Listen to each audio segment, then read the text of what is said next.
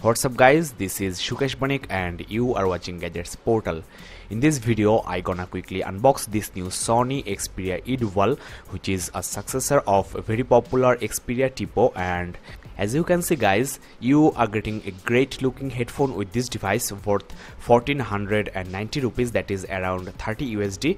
I have already tried it and it is great. Here is an image of the XPERIA E-Dual, which doesn't look like a budget phone, and you are also getting an Illumination Light, and there are two colors available for the dual SIM version, and it has also got 3.5 inches display, 1 GHz processor, 3.2 megapixels camera, and also Walkman, X Loud and DLNA certification.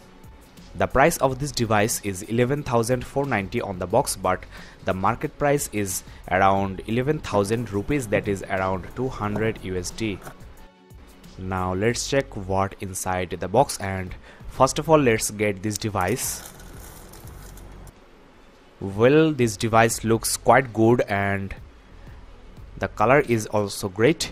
There is a nice texture on the back and I really liked the design, and the good news is that this device doesn't look like an entry-level device like Sony XPERIA Tipo. Here you are getting some booklets including startup guide, warranty statements and also user manual. Here is the headset for this device. These white colored headsets usually get dirty very easily, and here is the earpiece. Looks quite premium, and you are getting the inline microphone here with a push button. Here is the 3.5mm headset jack and it is not gold plated. I'll talk about the quality on the in-depth review, so subscribe and keep in touch. Here is the cable for charging as well as data syncing with some buffers which will save the device from electrical spikes. Here is the charging adapter, which is compact in size. Here is the USB port, which could have been on the back side.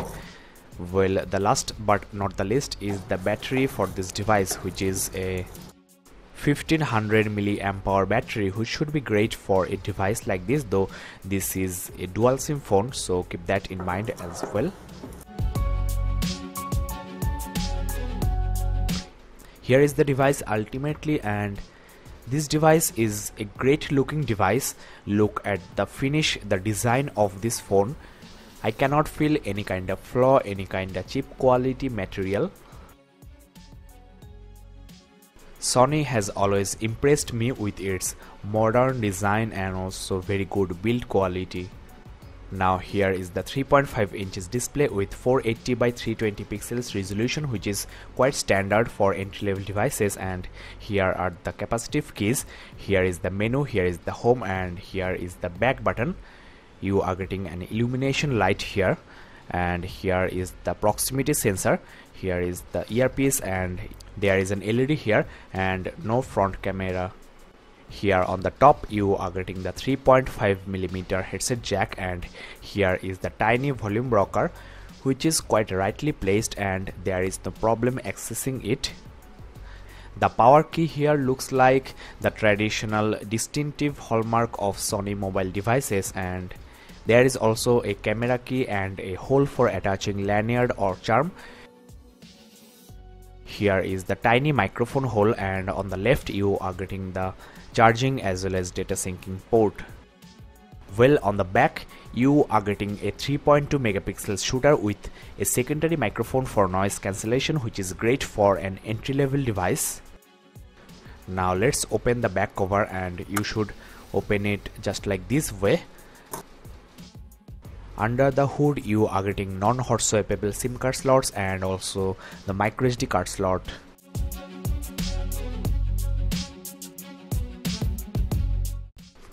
Well buddies, now let's turn on the device and show you the display quality and also the user interface of this Sony XPERIA E-Dual. Here it is, a very graphics intensive user interface from Sony, which is called Timescape, and you can unlock and also launch camera from the lock screen.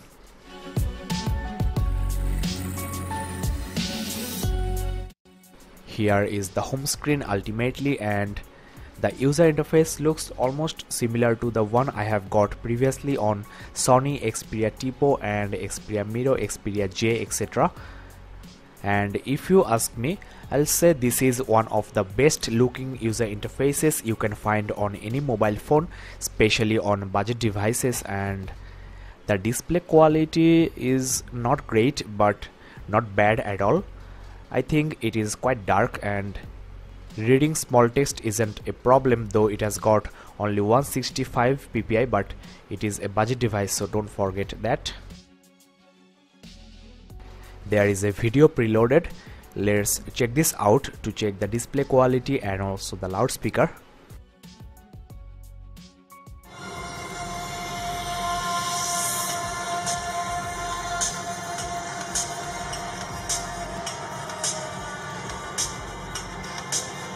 The display quality, the color reproduction, I'll say good for an entry-level device, but the brightness could have been a little bit better, and also the contrast level on this display is quite high.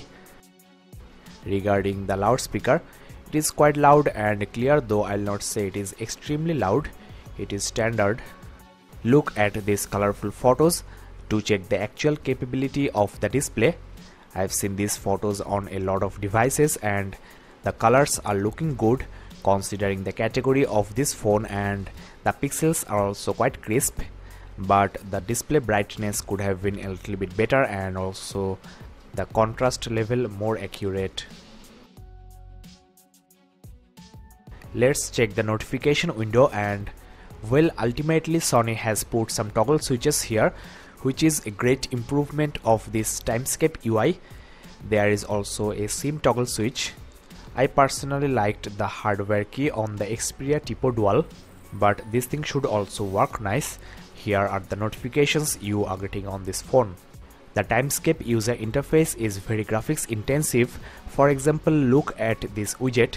You are getting this amazing graphical effect, and if you pinch, you are getting this window of floating widgets, and if you click on any widget, you can directly go to the page or screen where the widget is, and these kind of beautiful things are only available on the Timescape UI.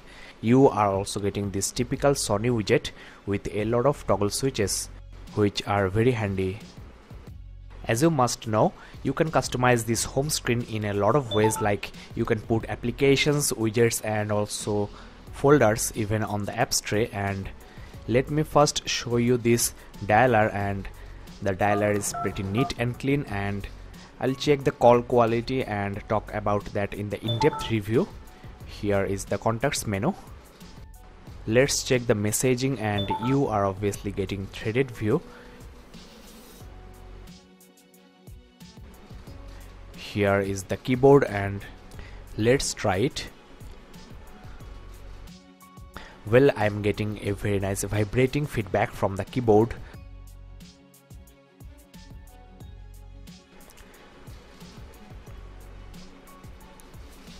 You are also getting these suggestions, and so far the typing experience on this phone is great.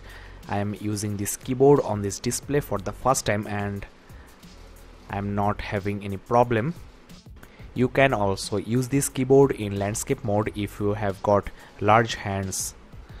Here are the running applications, and you can slide to end them to save the battery and also the RAM. You can also apply a lot of XPERIA themes, and these themes will change the whole getup of the user interface. Here are the preloaded applications you are getting on this device out of the box, and I'll show you the main ones on the in-depth review. You are also getting some applications based on Bollywood heroes. You can listen to their songs in movies and also wallpapers, videos, etc. for free. You are also getting Sony Walkman music player. There are a lot of other applications Sony has put on this phone, like this Opera Mini browser, which is a great browser. You are also getting this LinkedIn and also ClickBus applications. There are a couple of other applications as well. So this is the thing you miss on rebranded phones: a good customized user interface and also a lot of handy applications, and also free services like unlimited music, videos, etc. Now let's check the internal storage, RAM, etc. And here is the Android version. It is 4.0.4 ice cream sandwich, and Sony will release the Jelly Bean update pretty soon. Let's check the internal storage before installing any application, and you are getting 485 MB of free space and 253 MB is being used by the preloaded applications. But the good news is that you can uninstall some of those. Here is the internal storage and you are getting 1.9 GB free and 101 MB is being used. Here is the RAM info and you are getting good 210 MB free, 189 MB used. So overall the storage and RAM is good for the price and for the category of this device. You can install a lot of applications, a lot of games on this phone quite easily. Friends, here is the Illumination Light, which is quite dim but you can easily notice it when the phone is in a dark place. You can install some applications based on this Illumination Light from the Google Play Store. The next thing I'm gonna check is the browsing experience, and let's quickly check my new website gadgetsportal.in. Here it is, a refreshing brand new website, and I'll also post a full in-depth review on this Xperia eDual on this website. The browser on this phone is handling this website very nicely, and the pinching, the scrolling on this phone is buttery smooth. I am totally happy with this browsing experience, and I'll also upload some camera samples of this phone on this website. As the display pixels are very crisp, you can easily read the small text on the browser. One thing I really appreciate in this device is that the touch response has been very much improved compared to the previous Xperia devices like Sony Xperia Tipo, Xperia Miro, and the user interface is also much more smooth. The design and the build quality of this phone is also great considering this an entry-level device. Just wait for few days, I'll upload a full in-depth review talking about the overall performance and also the multimedia capability of this phone, that is the camera, the music and also the video playback. So don't forget to subscribe to Gadgets Portal and also visit facebook.com/gadgetsportal for the camera samples, and also visit gadgetsportal.in for the full in-depth review. You can also like this video, comment in the comment section if you have any query, and also share this video with your friends. So friends, thanks for watching. See you in the next video. Bye bye and take care.